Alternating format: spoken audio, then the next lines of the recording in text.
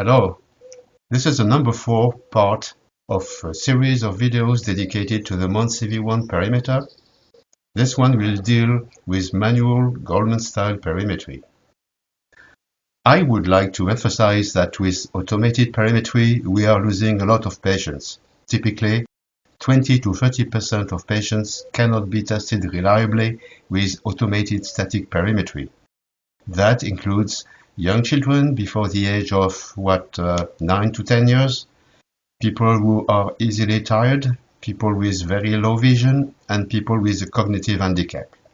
For that reason, a lot of places are still using the old Goldmann perimeter. I'd like now to present how we managed to make Goldmann perimetry available on the MonCvONE. The main advantage of Goldmann perimetry is not kinetic perimetry. It is a possibility to interact with the patient.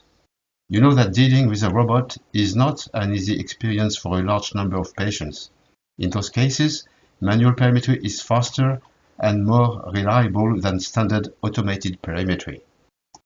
Of course, the disadvantage of manual perimetry is that you need a technician with good experience. I will now start the standard Goldmann perimetry exam by simply clicking on the Goldmann visual field button. You will notice that the MonCvONE interface is quite similar to the Goldmann. There are some minor differences. One of the control on the Goldmann is changing the size of the stimulus. And you will notice we have only 5 sizes. The 0 size is almost never used on the Goldmann, so we dropped it. You have one control that will change the luminance by steps of 5 decibel. And the other will change the luminance by steps of only 1 decibel. So typically when you describe a stimulus with the Goldmann, you will say 3, 4E, meaning it's a size 3 and filters or luminance 4E. Now there is an equivalence between these filters setup and decibels. On our equipment, 0 dB in the scale of sensitivity corresponds to 318 candela per square meter or 3,4E in terms of equivalent Goldmann. Now every time you change this filter by 1 step, it changes the sensitivity by 5 decibels. And also when you change the size from 3 to 4, that corresponds to an increase in the diameter of the spot by 2, or an increase of surface area by a factor of 4. So if you move from size 3 to size 4, that corresponds to a decrease of sensitivity of about 6 decibels. Using the mouse, we can control the stimulus. We have 2 modes. One mode is the direct mode, where you can position your cursor anywhere on the field and you press your left button, that will show the stimulus. Now, if you keep pressing the left button and move the pointer, that will move the stimulus. And you will see here on the right side the display of the velocity of the movement. Typically, we use 5 degrees in the periphery, and if we want to study the center, we move down to 2 degrees for better accuracy. And you will see here on this little window if you overpass the value which is set up. We have another mode, which is a vector mode. To use that mode, you will use the keyboard shift, and at the same time, pressing the left button, you will move your cursor, so you will draw a vector. And when you drop the left button, the stimulus will move along the vector. It's like a video game. Another function which is very important, and which is an advantage compared to the Goldmann, is the capacity to do a zoom. You have 2 buttons here, plus and minus zoom. If you use that button, you will increase the scale of the field, and that allows you to test with much more accuracy the central part of the field or the blind spot, for example. Another possibility, if you press the Alt key and move your mouse, you will be able to switch to the periphery of the field and make a zoom on the periphery. So if you want to do some detailed analysis of some peripheral area, that is also quite a useful feature. Now, tracing responses.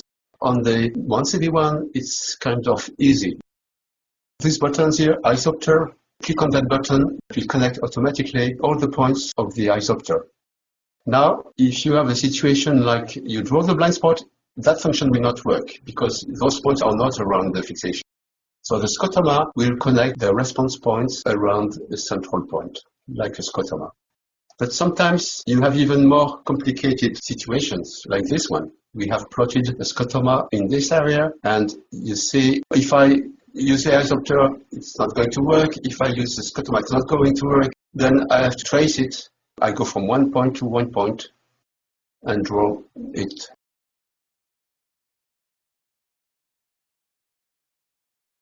In case we have different scotoma with the same parameters, I mean the same size, the same luminance, then you need to tell the computer that you are creating a new object. You can use this little button here.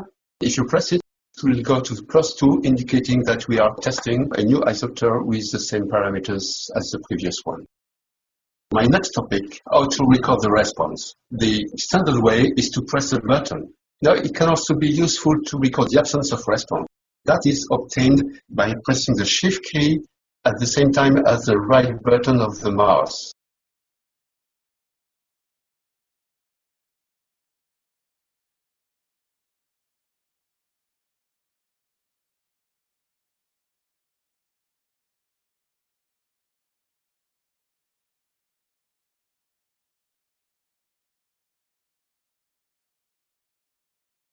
In that case, you would use the right mouse button, and the response will be shown as a circle. Operator response is a circle, like O, and patient's response is a square.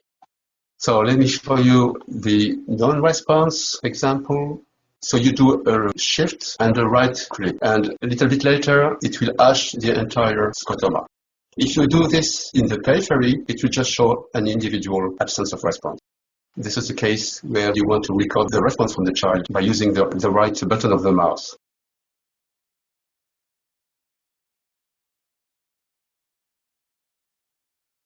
When you run the exam, you can always go one step backward by pressing the cancel button or by pressing the space bar. For those of you who do electrophysiology on our equipment or who do automatic perimetry, every time you press the space bar, you cancel the previous response. And you can cancel a number of times. I mean, if you made 5 measurements and you want to eliminate these 5 measurements because you made some mistake, you can just cancel 5 times until you go back 5 steps backward.